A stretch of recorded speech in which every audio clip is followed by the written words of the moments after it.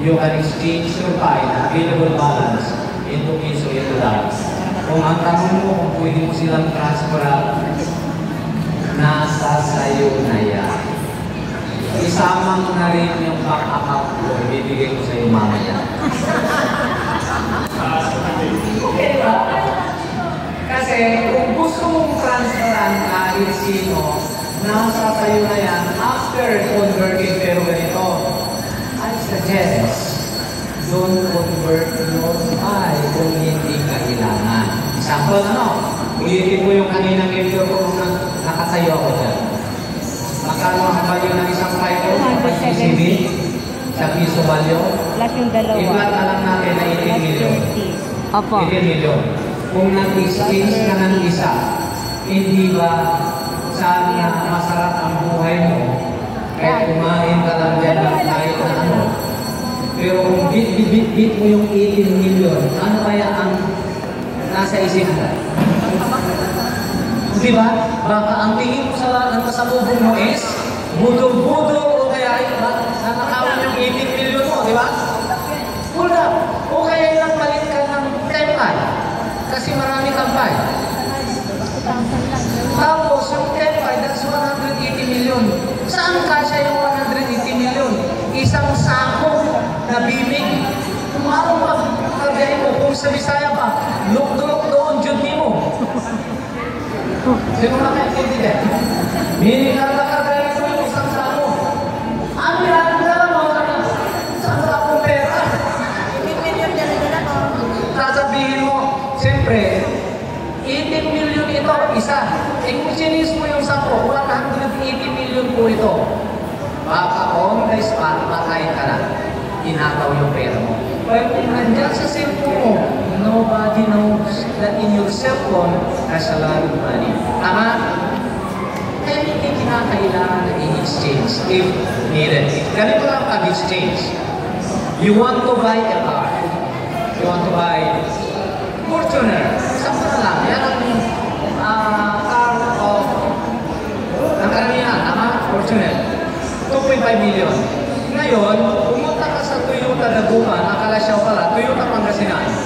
Ayaw niya muna yung pie.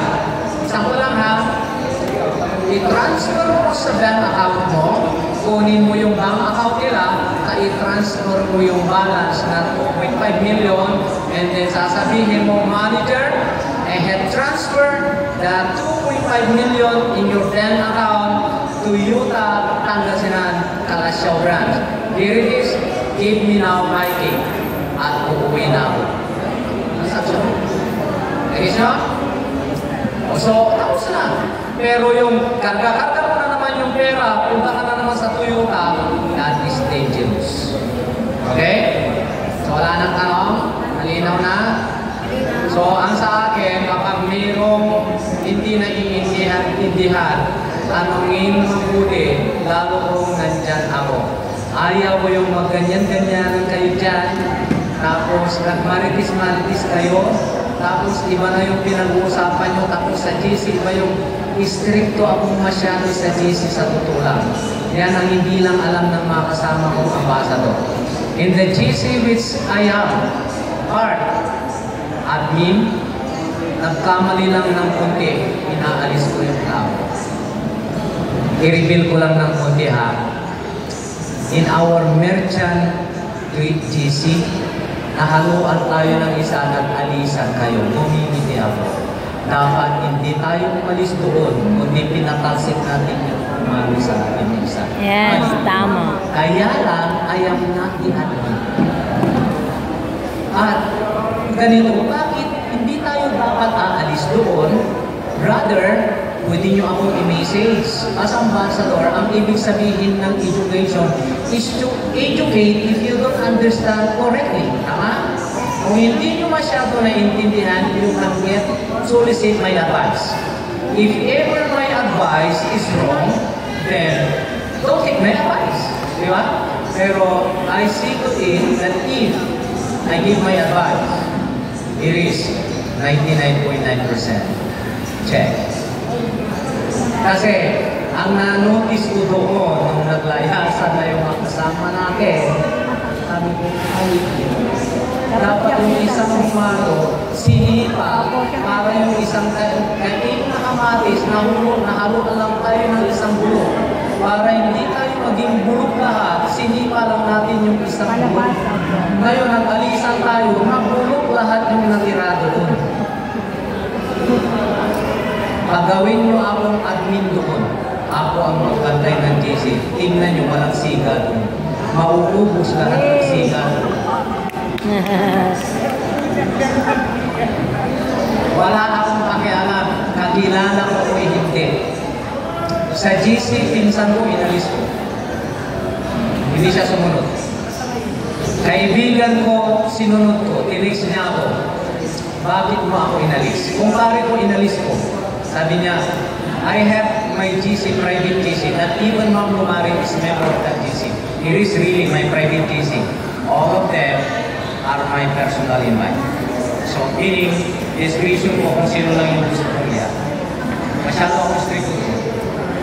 Magkamali lang ng buti na alis ko. One time tinanong niya ako, pare, ba't mo ako inalis? Isipin mo mabuti kung ano ang violation. And give me the reason why I'm going to return back into that GC. If you cannot explain why, you're out. So, from that, walang kasaway sa GC ko. Tinuruan ko rin si Alcher. Kasi yung Santiago City, ayaw mo siya natin. And, estudyante ko siya, including Alan. All of them, lahat ng GC nila, ayaw part atin. So kapag hindi nila tinanggal dahil kaibigan nila at nabasa ko, tanggalin mo rin.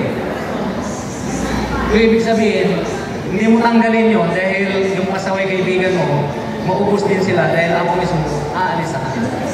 Maganda. Kaya dapat sa group chat, mayroong medyo stricto para lahat matuto. Kapag walang matuto, parang when the rat is away, when the cat is away, the rat will play, diba? Pero if the cat is there, everybody is behaved, diba? So, ganun po ibig sabihin. Kaya, kayong mga taga-Pangasinan, we need to be behaved, sumunod kayo doon sa group chat, para matagal tayo magkakaibigan doon. Okay? Pero sa akin, tinanggap naman kayo, makita ko kayo sa labas, kaibigan niyo pa rin ako. Kaibigan ko pa rin kayo. Pero kung inaway mo ako, subigin. Bakit? Diba? Marami pa akong kaibigan. Punta na lang ako sa Mindanao. Maraming naghihintay sa akin doon na makinig sa aking boses. Punta na lang kami ni Ma'am Ders. Bilangin mo 300 lang. Okay, so wala na? Okay na sa inyo? I do hope na itong mga advice and messages ko bilang Education GCB Ambassador ay nabubusog na po kayo. Ilan na yan? Ilan lang? Nag-enjoy po kayo, busog po kayo, naiintindihan niyo po na napakahalaga ang ating Bible at mahalaga ang nasa isang group chat ng GCB Team Y. Doon po kayo matututo kasi nandoon ang mga updates. Nandoon ang mga updates. So, ibig sabihin, kung gusto kong makakuha ng magandang updates, doon sa GC, pwede ka nang magbasa. Maraming updates na naglalagay doon. Doon, kung sa GC na nandun ako, ang number 1 ayaw ko, don't post anything which is not related to my network. You're out. Meaning, kapag yung topic mo lumabas sa PI, because that GC is only intended for PI network. Other than topic is Marites. Nagis niyo? Yes, yes, sir. So, halina. So, thank you very much. Mabuhay, everybody. Wala na po kayong games. Tuwan-tuwa ako. Hindi na po maubos yung fight. Pero sa totoo lang, hindi pa po nauubos yung allocated budget po for games.